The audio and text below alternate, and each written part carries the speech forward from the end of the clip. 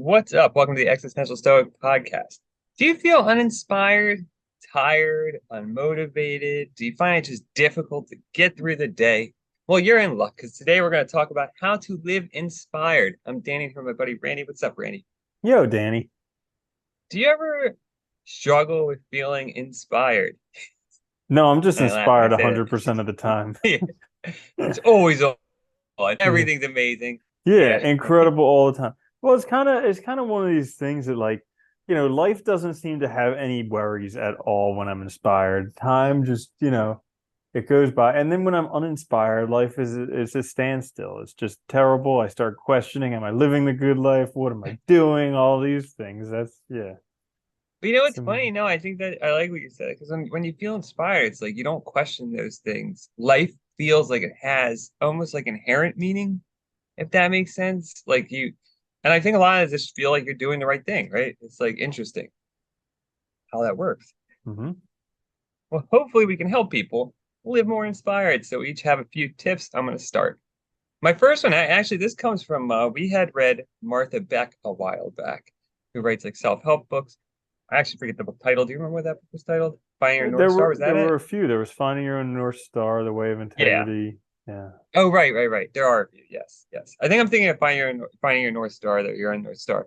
So my first one is find what energizes you. Because something that really stuck out to me in that book that I really liked was that she said, a lot of her patients that come to her, they'd be exhausted, dragging their feet, having a hard time to get through the day. And, she would say to them, like, well, do you like want to go to work? Like, do you want to be in the relationship you're in? Like, a lot of times our body gives us signs about like whether or not we're doing the right thing. And we have to listen. And a lot of that is like, feeling exhausted, feeling depressed when we have to go to work or something because we hate our jobs, but we're just unwilling to admit to ourselves that. So I think finding what energizes you is kind of another way to look at that. Like, instead of like looking for maybe what's practical or what you think other people would think is right, think about like what really excites me, what really makes me want to get out of bed, what really is worth living for, and then do that. Yeah. And that's a great one because we get so used to denying our essential selves, like not listening to ourselves and doing stuff we hate to do and thinking that's okay. We get so used to doing that that it just completely kills any joy in our lives. We justify it all the time, right? Like that I Mhm. have to do this and that's important Gotta because I have a have to do it. job, Blah. gotta have a car payment. It's like all these things. It doesn't bring us joy. Yeah. So my first one for how to live inspired is write about life. And there was something that I read in some book that I read about how just writing about your cares, I know, right? Very explicit. How just writing about your cares uh has like such a positive impact on your life. And also like writing about what your dream life could be. Because here's the thing, I could sit on the couch and I could try and think this stuff all day, but if I don't write it down, I don't actually get it out there. Once I write it down, then like I really get to be able to work with my mind. Because otherwise I'll get distracted, I'll forget what I'm doing, the phone, all these things. But like when I'm writing it down, I can really go in depth and then I can like question why I said those things or like why I think those things and I can really discover what's important to me. That is a really good one. And I like writing it down too, because there is something about putting it in the world that makes it like real. Like you can think about stuff all day, but it's like it's always remains like this nascent idea that never gets actualized. But once you write it down, it becomes something real. Then you start thinking about the next step beyond that. And I think that's what's really important. Because how many times you ran into somebody who's like, I had that idea when something like new comes out that's like really awesome. It's like, well, you didn't act on it, so you really didn't. You might have had the thought but you never did anything. So like write it down. You start thinking about actually how to do it. And like I think, like you said, you can start thinking about what your real values are and stuff when you do that. Dude, I knew somebody who was had like a whole like big thing with uh distant family because they took his idea. And I was like, oh, like you guys discussed this and then they did all the hard work and implemented Yeah. it and you're angry because you thought something for a second. I was like, But you oh, want your fair share. yeah. I know it's funny, isn't it? That's a good one. Uh Was that my yeah. and that was yours, right? Your Mhm. first one? I think so. Okay. I'm lost. That is a mess. I know, so am I. My second one, we'll just go there, whatever.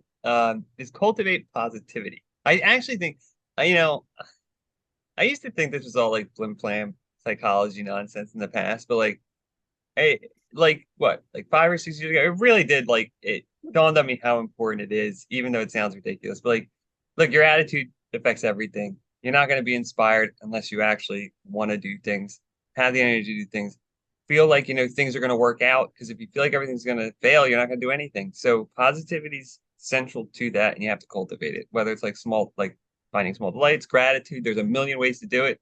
Go find them and start cultivating positivity. Yep. Peddling flim flam and woo woo. Yeah, right. But it makes a difference. Another book that I was reading was talking about how just like the way that you think about yourself impacts your performance. Like they did a study of a whole bunch of wrestlers, and they looked at ones that had I think it was self-esteem, but also just self-compassion, maybe confidence in the self.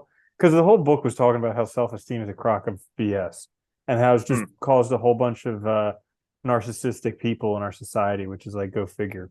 But Yeah, actually, like big surprise. self-compassion and recognizing your own worth actually does impact your performance. The wrestlers in like the final round when it's sudden death, the ones who believed in themselves ended up winning more often than the ones who questioned themselves. I mean, I think we that though, you go into anything if you feel confident in yourself, you feel good about it, you're positive about like how it's going to turn out, it goes better. It just does. If you go in negative, it's going to go bad. I mean, it's just a fact. Side note, total digression. I find that it's harder to remember book titles now that I don't have them all in physical form. Because like Mm. Kindle is all in digital form, like you don't look at the title as much. You know what I mean? Because like you had to pick up the book all the time, you saw it all the time, and I could remember.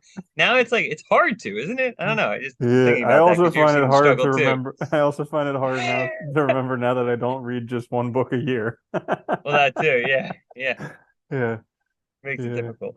Mhm. Um, by the way, You're we on have to have a two. whole digression. I know we're just gonna have. We'll save it for the long That's okay. episode. But I added a new book to the books I don't like list, but we'll talk about that another time. Oh, Anyways, sweet. I can't wait. yeah. And for my second one for how to live inspired is act as if you couldn't fail. So there's some woman who actually has a whole book based on this. Uh, I know, go figure. And I read part of it, Every time. but I didn't finish her book. And but the idea is that like act as if you couldn't fail because who knows? Maybe you can't fail. Maybe you only give up all the time. You never know. But acting as if you can't fail gives you the belief to at least try it, give it the good old college try. As they say. Yeah. It's funny. I think that's a really good one. I think it goes well with positivity too. But the idea is like, look, the only time you really fail is when you give up, right? I mean, if you act like you can't fail, you're giving yourself that momentum. And I mean, in my experience, I know in yours too, anything you commit to and stick to ultimately gets done. It's just a matter of time, really, at the end of the day. Mm-hmm. So on to your third one. Oh, right. Yeah, that's my third one. Sorry. So my third one for how to live inspired um, is actually define your own story. And this is kind of like, I know, kind of all encompassing, but what I meant was like, look, living inspired has to do, I think, like with your goals, your values, your character, your habits, all of this. So you have to start by defining your own story. You can't rely on anyone else outside. It has to come from you, and you have to figure it out. And I think starting there is a good place. Starting to figure out what you really want. It's the only way to live inspired because you're going to find, like Kierkegaard used to say, the thing I need to find is the truth I'm willing to live or die for. Like what for me is going to be so important that it makes my life worthwhile and meaningful. And that's, going to be that inspiration. Mm, that is a really good one. And it takes, especially for the young people out there. I think most of our listeners are older than us, but for, for the young people, for the young people out there, it takes time. Like I watched this YouTube video over and over again. Gary Vaynerchuk did it for all the 25-year-olds. And it was just like some clip from one of his like book signing sessions. And there were a couple of kids in their mid-20s. And they're coming up to him and they're like, "Oh, like I want to do what you do. How could you do this stuff?" And like, because he's a big global phenomenon, whatever he is. And he's like, hey, listen, you know what I was doing when I was your age? You know what I was doing when I was 25? I was like, I was mopping the floors at my dad's business.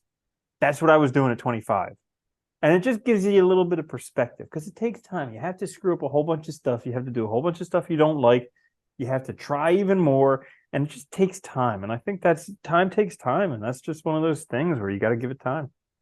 And it takes time to realize, like, who you're listening to, if the information's good. Like, it just takes time to find yourself too. It does. And yeah, I totally agree. Like when I was 25, I didn't really know what I was doing.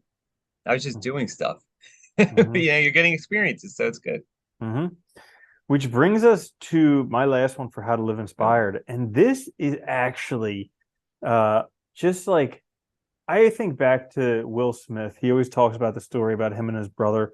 His dad made them build a wall, like knock down a wall, and told him and his brother to rebuild it with bricks. And so it took them, you know, basically a whole year, and they just had to lay one brick after another brick after another brick. But at the end of it, they got that like it all adds up and it gets done. And while this sounds like a simple concept, I am just barely starting to grasp this actual concept in my life because Yeah. there are so many days where I'll do everything I need to do, and I'm like, oh, I did nothing. Like, gosh, it feels like what a waste of a day. And it's just like, I just laid a brick. And you lay enough bricks, and eventually you have a wall. But it's just the concept of like, and this is cool because it allows you to live out your dreams because you don't need to do the whole dream today. You just do one brick. You just do one day's worth of it. You make a difference for a day, and that's a big thing. What did I say? Journey 10,000 miles, begin with one step, right? Like you have to make those little efforts to get there. And really anything, any goal, any journey, it's completed by just those small efforts over and over. And like, I like that example too, because it reminds you too, anything can be broken down in simple enough steps. No matter how complex or big the project is, you can break it down into tiny baby steps and focus on doing those. And it makes it manageable, right? It makes it one brick at Actually, a time, talking not a about talking about 10,000 other brick wall. books, Yeah. talking about Okay. other Yeah. Go books ahead. that we're not Go going to ahead. name. There was one where they were saying basically they've never seen the case where somebody has had a goal that they put out there, like wrote on the wall, and then mapped out every single step to get it and haven't achieved that goal. Hmm. It's mostly because people have goals and they have no idea how to get it and they think it's just going to fall in their lap. Yeah. Yeah. Well, that's the problem, right? It's like that. It's like confusing the goal with the lottery, right? Like you have a goal, you think, oh, as soon as I say it, it'll just happen. And I don't need to do anything, but you have to do lots of stuff, right? And I think you're right. Yeah. You got to map out those points. I think that's why writing it down is a good starting point because it gets you thinking about, okay, well, what's next? Now it's out in the world. Now what do I do? And I think, Mm-hmm. yeah, you'll get there eventually. Yeah, your ship will eventually come in. You just don't want to be at the airport when that happens. Nope. Nice. Yeah. That's in there. I like that. All right. So there you have it. How to live inspired. Hopefully this all helps you get out there and be inspired and have a good life. This is the Existential Stoic Podcast. Check us out on YouTube or wherever you get your podcasts. Please like, share, subscribe. It helps us out a lot. We'll be back next week with a full-length episode. Until then, though, later, Andy. Later, Danny.